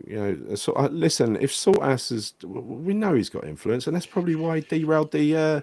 It was probably him that derailed the bloody Duran deal. It probably wasn't even Sullivan. It was him getting in his ear, going, we both earn out of this, that sort of stuff. Because they love a deal, don't they? And they love a deal so much that a fucking player can turn up who's a player we don't bloody need. We might need a central defensive midfielder. They'll sign another winger. Well, that's the reason, right? They want to get deals done. They both want to, it's obvious. It's obvious. All right. So what's going on? So what's going on with Robbie then? Are we? Because I mean, they're saying Everton are in for him now. They're saying that David Moyes has now got, he's now looking like he's going to get him. They were saying Spurs are after him. What the hell actually is going to go? What is actually going on with the guy right now? Is he going to join us or not? He doesn't want to go to bloody Liverpool. He wants to go to London, right? That's always the attraction over here. It's either Manchester, or if you're going to Liverpool to play for Liverpool, that's fine. But not to go and to play in the new docks in that nice new stadium. Freezing, absolutely freezing. Well, look at it from another angle here as well, Gar, right? So Robbie is also good pals with Mohamed Kudus. They play together at Ajax, right? Yes. As we know, Mohamed Kudus doesn't particularly like David Moyes. Do you not think he'd be on the blower to say, to his mate Brian and saying, do you know what, mate? I don't think you're better off. You're well off going to Everton. Surely that would be the case. So I don't necessarily think that Everton's the favoured option for him. I'd agree with you. I don't think it would be. Yeah. I think definitely going to London, playing for a big club in London would be his choice. And I can't see it's for us to fuck up. I don't think if we just put the money out there and show that intent to actually want to sign him, I think we get him. I think when you look at the options that he's got, I think we are the better option. Well, but unless is it? If they back down on even this clause, the deal would get done. And that might be it. It might be just a waiting game, right? But the way it stands at the moment, Everton have got the advantage, but I don't think Everton's got any money, right? They ain't been taken over yet, have they? Someone tell me in the chat. Someone will know. Everton, because rumours are they've been bought out by Americans. I don't think that's happened yet, has it? No, I don't think it has. I've heard the rumours. I don't think it's happened. I don't follow Everton, but I don't think it's happened, mate. Yeah. So this is brilliant. Look, he's injured at the moment, this geezer. That's why he ain't even on the bench, Sharp Cheddar. I watched the live. This is us doing something a first that we've never done before. Going to sign an actual injured player, already injured. Well, he's injured. I think he's injured for about another 4 or 5 days. Apparently, he's got. Of course he is, because he's going to get uninjured on the last day of the bloody transfer window, like Callum Wilson. Yeah. Well, Callum Wilson. We know the game, right? We know the game. I advise you, don't get angry about it, because it's bad for your blood pressure. Honestly, I ain't getting annoyed about this anymore. I can't be bothered playing the game. We had a decent transfer window. I had a bit of hope yesterday morning. I'm sorry I got your hopes up, anyone, right? Might still happen. We'll have to see. It might still happen, but I have my doubts. I have my severe doubts around this. But I ain't going to get, Chris, I ain't going to get all, melodramatic about it anymore and say, he's not back in the manager and all that shit, because I'm going to wait till the end of the window to say whether he's back the manager or not. So as these deals happen, and we know they've happened, or we know they're going to happen, we'll share them with you. Other than that, if they don't happen, you won't hear much from us in the transfer space. We're not going to bullshit you anymore. Not that we intended to, but we did. You can base all of this based on historically what Sullivan has been like in January transfer windows, and it's been pretty pathetic when you look at some of the signings. The last January transfer window that he had that had been of any kind of success was nearly 5 years ago with Bowen and Souček coming in. Since then, it's been absolutely tragic. I mean, every single year. So again, what I said earlier on, my expectations are very low. So anything better than horrific is actually a plus for me. So if we sign one player, then I'd be very surprised at this moment. I would. I don't believe everything I read, Dave. Right? It was 1:30 in the morning, as I explained already, and I usually probably would go err on the side of caution and not do it. But I was genuinely excited after being on an hour and a half show with Stel. But also every now and again, we don't profess to be. Yeah, we don't profess to be. We don't profess to be ITKs, and we don't. But every now and again, we're not. But every now and again, we do get little bits of information that we hear. So of course, we might talk about that, right? I'm an IKN. I know nothing, right? It's all I get. Yeah, exactly like you said. We get drip fed something sometimes with a bit of a deal, a bit of detail that maybe someone else has got, and we use it. But again, that little bit of detail about the agent getting in Sullivan's ear, I don't think that's been put out there. So that's why I shared that tonight. But honestly, when I said bullshit, it were bullshit. I thought it was true at the time. It just and it was true. It was 90% done. Actually, it wasn't bullshit at all. It was 90% done. In fact, it was closer to 95% done because the contracts were drawn up. They'd actually agreed, and it was just signing the contracts, and then the contracts were wrong. Well, I don't know. I mean, I don't think we'll ever really know. In truth, that's the thing, Gary. Because if you look at all of the stories out there, from wherever you read it or hear it or watch it, the narrative changes every single day. Do you know what I mean? So how can you actually believe anything nowadays? It's so hard to. It really is. It does, but I know what sources I ain't looking at anymore. I think most people do, though, without even naming. Yeah. You all know. In Potter I trust. Well said, Dallas Winston. Cheers. Can you spot 100? You're 100% spot on, correct. Patience will be needed. Again, as well, right? And this is the thing where you're talking about what's the advantage of knowing about a signing a couple of hours early? Yeah, what is the advantage of knowing about a signing a couple of hours? It really makes no bloody difference. You ain't going to see, you'll either see them in training the next day or you know what I mean? I'm 55. A few hours just goes past in a couple of minutes now. It's like the time I'm on warp speed. It really don't matter to me. So I'm not. I've got the toughest week of the year this week at work. It is year end. I ain't going to be reading gossip and rumours. I'm going to be looking for things have happened, and then when things have happened, we'll do our own work. We'll look into it, and then we'll talk about the player. We'll do it that way. All right. Yeah, or when we know that things are definitely happening, really looking likely to happen, then it's worth talking about. But until then, I agree, mate. Yeah. And this is a correct thing, Dave. Yeah, and that's what I said the other day, right? Yeah, Silva will sign him. It's Scorac kind of debut. Everyone will be saying, slagging us off for slagging him off, and then he'll get injured a couple of days later. Yeah, obviously. We know the way these things work, right? How do you feel about the Adam Webster link from Brighton, centre half? Well, again, I didn't have time to look it into him. I just did like those basic headline silly stats, right, on what powers of jumping and stuff that he had. But having looked into him since, I don't think he's that good. Hey, get rid of this. I like this. This one's quite good. Gary, I didn't know you're 50. I thought you were 65. How dare you? Fucking wrong. Just because you're a Kudus hater. Here's my thoughts on that. The reason I'm asking about Adam Webster, Gal, is because I'm not saying he's a bad player, because I think he has been a decent player. He's been a very good player for Brighton. I think they shelled out about 20 million for him about 5-6 years ago, if memory serves me correct. The issue that I've got with him is that he's 30 years old, which, all right, fair enough. It may not be That's old, young for a centre half. he does play till 40. Yeah, but Gary, right, you're forgetting one thing, right? So our two defenders, we've had problems with them. We've had issues most of the season with our centre-back pairing, one or the other. So particularly Mavropanos, Kilman's had, he's not been as good as he should be and as good as he was the first 5 games of the season. So I think what we really do need to do is we need to be getting a centre-half that actually is ideally at the same level as Kilman, or if not better. Not this Webster geezer. I'm sorry, like if it's a quick fix for maybe a few months or whatever of the season, then I kind of get it. But he's played about 3 or 4 games this season. He's played 15 games last season. He's slowly been edging out of the Brighton team, so he's not a fixture in that team whatsoever anymore. And I've heard people saying, I don't know if you said it, I think you might have said it, but maybe you're getting a bit excited about saying, the next Craig Dawson. The chances of getting another Craig Dawson like we did, mate, come on. They're so few and far between. They're so few. I know what you got to remember. What you got to remember is, Chris, Craig Dawson had bad stats and a bad reputation. I know he did. And we were kicking off. And this guy has as well. So who knows? Who knows? I get that. Potter might know exactly how to use him, right? I ain't going to rule it. If he comes, he'll be a player. But Spurs had a banner over there today. This is Gazza 80. Good name, Gazza. Over there saying Levy out and singing get him out. West Ham fans don't do anything against Sullivan, which we should. He's pissed us off for 15 years. Yes. And look, no, it's about we should do something about Sullivan. It's easier said than done, Gary, right? Because we know that marches don't work.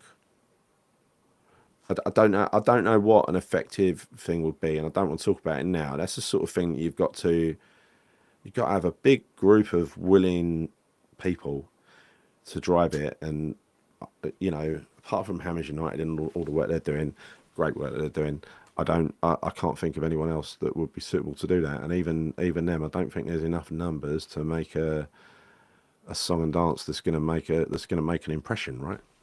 So. I think, bloody hell, they're having a go at me now about my age.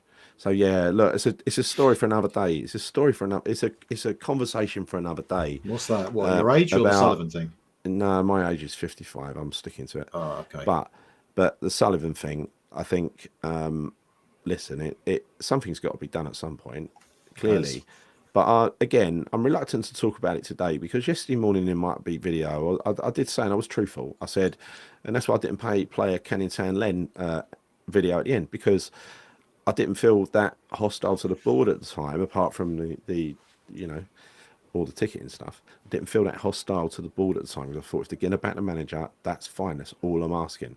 And so really, using our new policy of only telling you when we know it's happening or it's happened, which is what we planned to do originally. I don't know how we got sucked down to that rabbit hole, Chris. Well, I did anyway. Well, we didn't get sucked into any holes, mate. I mean, at the end of the day, we were just reporting what we were hearing, right? We're not saying we are going to sign these players. It was one show, and I did say 90%. I didn't say 100%, right? I did say 90%, right? But it's a pet hate of mine. I don't like getting people's hopes up.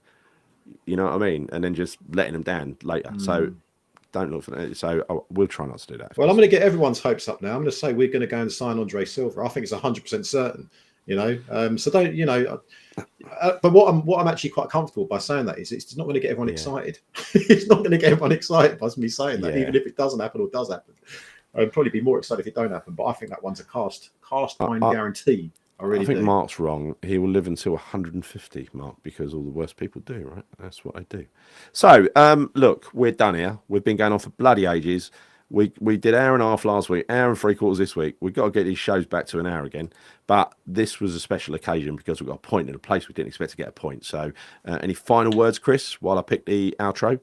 No, mate. I'm just looking forward to seeing what this week brings in terms of potential transfers. And roll on Chelsea away next weekend, mate. That's what next Monday. That's what I'm looking forward to. So, yeah. Just one more message from me, and that is, Sullivan, you've still got a chance, mate. We can just, like, you know, we can be good. We can be in good terms. Fucking sign someone, you little twat. Just fucking sign someone. Stop listening to... get some stuff done. Get some stuff done. Anyway, let's go for a Canning Town then one night, and we go for, I think... Yeah, let's do this one. Let's do this one now. Anyway, thank you for joining us. Thanks everybody in the chat. Thanks Claire, Cupcake, and Matt in Bodger in our lovely mods. And thanks for your comments. Until next time, see you soon, and come on your wines. Well, why do you want to keep him staying here for? If he don't do what you say, oh, it makes me sad. It makes me mad. It made me spend a lot of cash that I'll never raise. He's fooling around with you now. He upsets the coach and then he runs away. Oh, it's alright. I'll draw a list up tonight. Say we tried and now we work through the night. What do we want to keep him staying here for? Oh, if he don't do what we say.